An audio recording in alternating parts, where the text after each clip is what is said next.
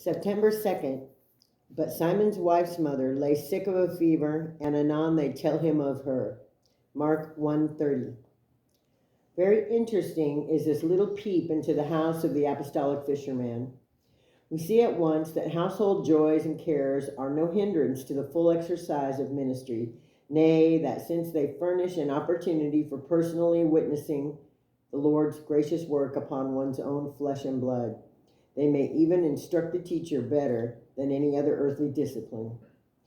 Papists and other sectaries may decry marriage, but true Christianity and household life agree well together. Peter's house was probably a poor fisherman's hut, but the Lord of glory entered it, lodged in it, and wrought a miracle in it. Should our little book be read this morning in some very humble cottage, let this fact encourage the inmates to seek the company of King Jesus. God is oftener in little huts than in rich palaces.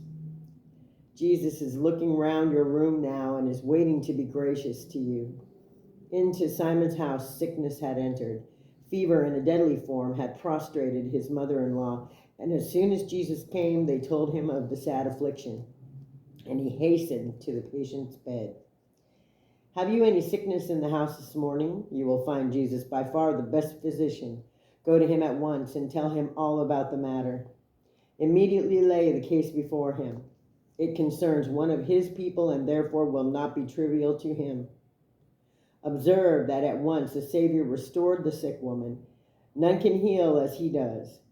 We may not make sure that the Lord will at once remove all disease from those we love, but we may know that believing prayer for the sick is far more likely to be followed by restoration than anything else in the world. And where this avails not, we must meekly bow to his will, by whom life and death are determined.